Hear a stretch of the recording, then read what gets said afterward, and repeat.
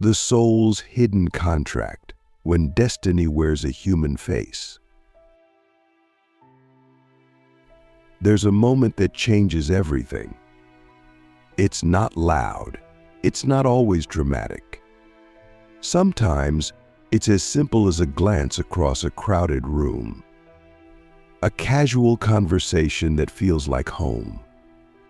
A silence that says more than words ever could. And in that moment, your soul recognizes something your mind can't explain. Because this isn't about attraction. It's not about chemistry. It's about remembrance. This is sign one you feel like you've known them forever, even if you just met. It's not déjà vu. It's not projection. It's a cellular memory. A recognition that you and this person have danced through lifetimes together. You don't remember the details, but your spirit does. And it leans in, not with fear, but with peace. That's how you know you've encountered a soulmate chosen one. Not because your heart races, but because your soul relaxes. Click subscribe to this channel to get more profound spiritual lessons.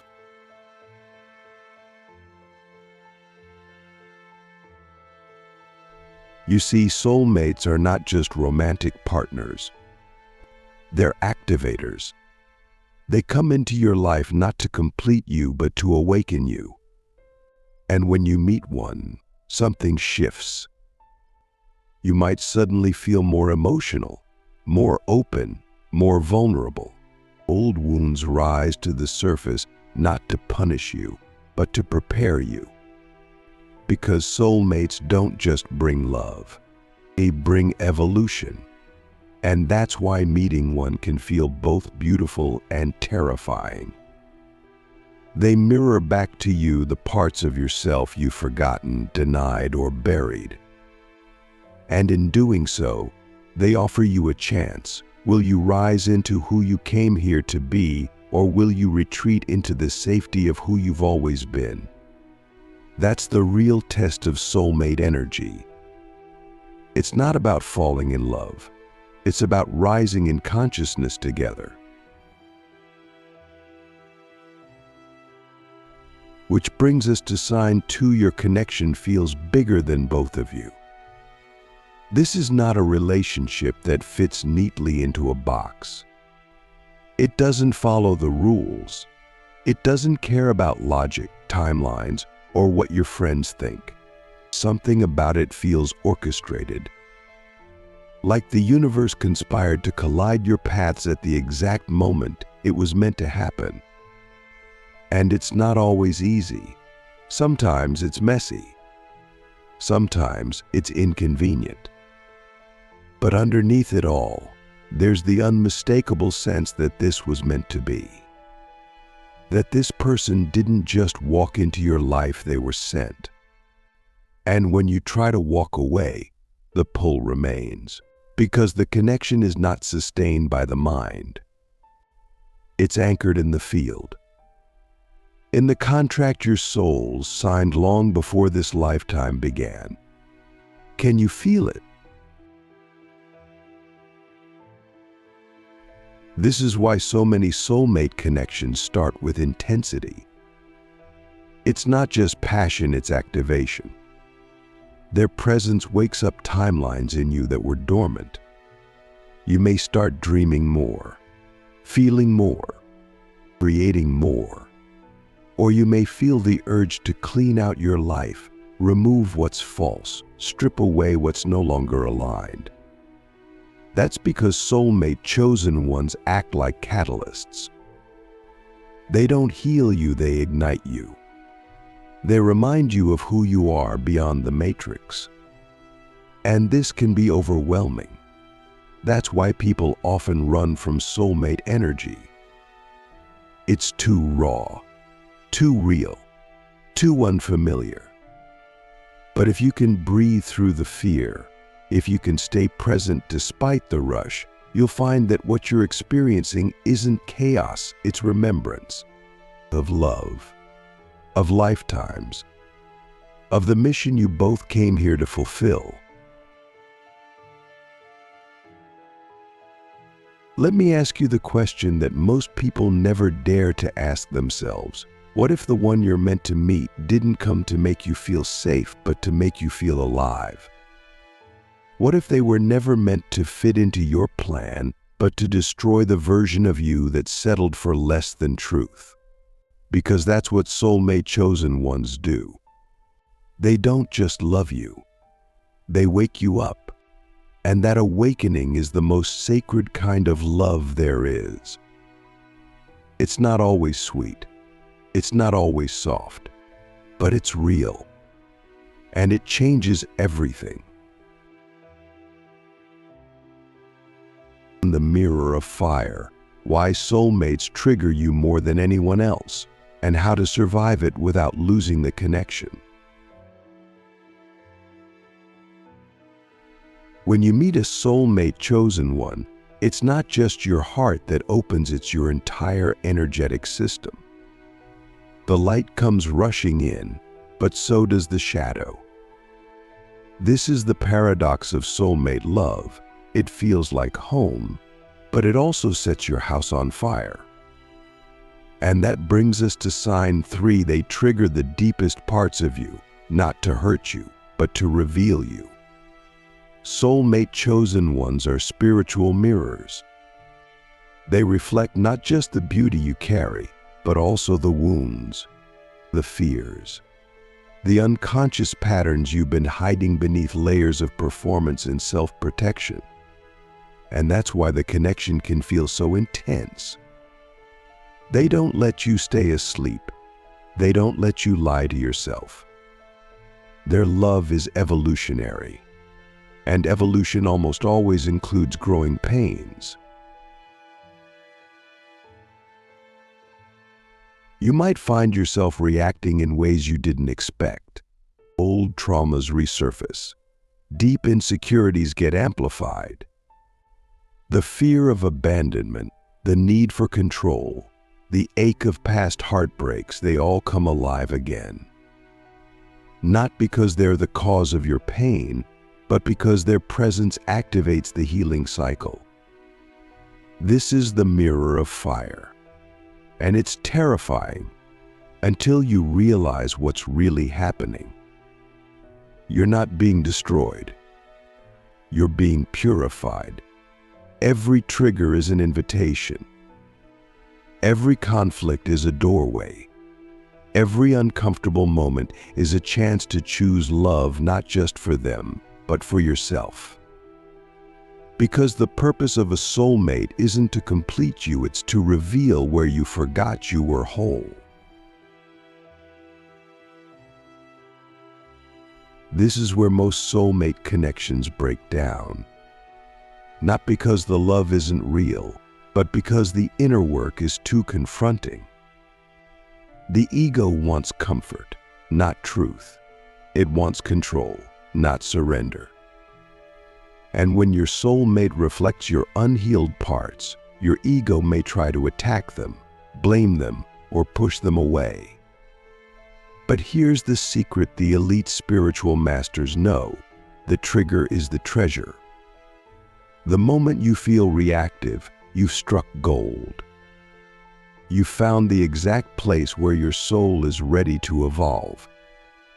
The question is, will you use the relationship to escape or to expand?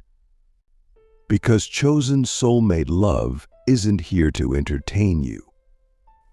It's here to elevate you. And elevation requires presence, humility, and the courage to feel what's raw and real. Which brings us to sign 4. Despite the challenges, separation feels impossible. You may argue. You may need space. You may even walk away for a time. But something deeper keeps pulling you back. Not from codependency, but from soul gravity. It's like the connection exists outside of time. You can go days, months, sometimes years without them, but the flame never goes out. The bond doesn't fade. The lessons continue. You dream of them. You sense their energy. You feel their emotions as if they were your own. And when you reconnect, it's as if no time has passed. That's because the connection isn't sustained by effort, it's sustained by frequency. And when two souls are harmonized at that level, time and distance become irrelevant. This is not an excuse to tolerate toxicity or stay in unhealthy dynamics. Soulmate connections can be distorted just like anything else. But when both people are doing the work, when both are committed to growth, truth, and healing, the bond becomes a portal. A container for the most sacred kind of transformation. And if you're lucky enough to experience that, even just once, you'll never settle for ordinary love again. Because you've tasted the divine, you've seen what's real. And no illusion, no superficial game can compare. Soulmate love is not about possession. It's about liberation. You meet not to own each other, but to free each other from fear, from programming, from the roles you were trained to play. So I ask you now, what part of yourself is still afraid of being seen? What truth are you still hiding from, even in the presence of deep love? Because that's your doorway. That's your next layer. Soulmates won't let you skip it. They'll hold your hand as you walk through it, but they won't walk it for you. That's the gift, and the challenge, and the miracle. Soul contracts divine timing, the final hidden sign that confirms this is the one. There's a moment in every soulmate journey that defies logic. It feels like the universe has paused its motion just to deliver a message. A whisper, a sign, a synchronicity so precise it makes your skin shiver. And this is sign 5. Everything in your life starts aligning in mysterious, almost surreal ways when this person enters your field. You begin to notice numbers, symbols, dreams. You start waking up at the same time, thinking the same thoughts, finishing each other's sentences. You meet at the exact moment you were both ready, even if you didn't realize it at the time. That's not coincidence. That's divine timing. And divine timing is the fingerprint of a soul contract being activated. You see, before we entered this physical world, we made agreements with other souls. Not all of them were meant to last forever, but some were meant to wake us up forever. Soulmate Chosen Ones are part of those sacred contracts. Their arrival is timed with cosmic precision. Often they show up after a major life shift, an awakening, a loss, a rebirth. They don't come when you're asleep. They come when you're ready. And sometimes you meet them and you're not yet fully aligned. That's why separation happens. Not as punishment, but as preparation. Because the universe doesn't deny what's destined. It protects it. Until both souls are vibrating at the frequency required to sustain the connection in its highest form. This is why patience is a spiritual practice in soulmate dynamics. You can't rush divine timing. You can't force alignment. You can only become it. And the top 1%, the truly awakened ones, they understand this. They don't chase. They don't cling. They cultivate their field. They know that the more they rise in their own evolution, the more magnetized they become to the people who are encoded in their blueprint. They trust the pull. They honor the pauses. They surrender the outcome, because they've learned the greatest spiritual truth of all: what is truly meant for you can never miss you. And when it arrives, it will not feel like conquest. It will feel like remembrance.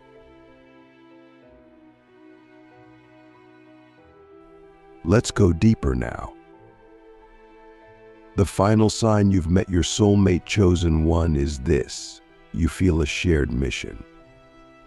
A sense that your connection isn't just personal, it's planetary. You're not just in each other's lives to feel good. You're here to serve something greater. Together, you amplify each other's gifts. You awaken dormant talents. You challenge each other to rise into your highest timelines. And even if you don't know the full scope of your purpose yet, you can feel it humming beneath the surface. A vibration that says, "We were sent here for more than love, we were sent here for legacy." Soulmate chosen ones are not just partners, they're co-creators of the new earth. But here's the paradox: the more powerful the connection, the more sacred the responsibility. Because soulmate energy is a multiplier. If you're aligned, it amplifies your light. If you're unhealed, it amplifies your shadow.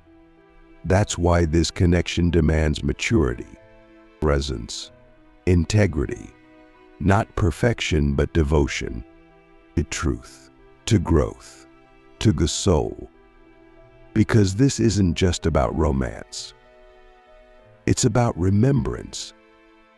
It's about returning to the frequency of unconditional love and then living it not just with each other, but with the world. So I ask you this: what if the person you're waiting for is already here, disguised as a lesson, a trigger, a mirror? What if the timing is divine, but you're being asked to expand into the version of yourself that can actually hold this kind of love? Because soulmate love isn't something you get. It's something you grow into. It requires you to shed the masks, dissolve the fear, and become the clearest channel of truth you've ever known. That's the final initiation, the final sign. Not external fireworks, but internal certainty. A knowing so deep it cannot be explained, only embodied. You felt it, haven't you? That pull, that ache, that recognition. Maybe you're in it right now. Maybe you've lost it. Maybe it's coming back. Whatever your path, trust this: soulmate chosen ones don't arrive to complete you. They arrive to remind you that you were never incomplete. And in that remembrance lies the most powerful love of all. When two souls merge, how to protect, deepen, and manifest the highest timeline with your soulmate chosen one. Once two soulmate chosen ones have recognized each other, once the signs have revealed themselves and the connection has been felt not just in the heart, but in the soul, the real journey begins. Because love, at this level, is not the end goal, it's the starting line. This is where the merging begins, but not the merging of identities or codependence. This is the merging of frequencies. Two sovereign, awakened souls becoming one energetic force, not to lose themselves in each other, but to amplify their presence in the world. And if you've made it this far, you're not just seeking love. You're seeking alignment, the kind that rewrites timelines and establishes an entirely new reality through presence, co-creation, and sacred devotion. The first key to protecting and deepening a soulmate connection is energetic hygiene. Most people think protecting love is about setting boundaries with the outside world. But the truth is, the real threat comes from within unprocessed trauma, unconscious beliefs, ancestral patterns. These distort the field. These leak energy. And if two people don't continuously cleanse their emotional and energetic systems, even the most divine connection can become distorted. That's why the elite, those who truly understand the mechanics of spiritual relationships, commit to daily energetic alignment, meditation, breathwork, silence, not just for themselves, but for the relationship field. Because every relationship is a third entity. You are you. They are them. But the connection itself is a living, breathing consciousness, and it must be fed with truth. That truth is not always convenient. It doesn't always feel good, but it's the only thing that sustains soulmate love. That's why the second key is radical honesty. You must be willing to be fully seen, without masks, without filters, without the performance. This is terrifying for the ego, but it's ecstasy for the soul.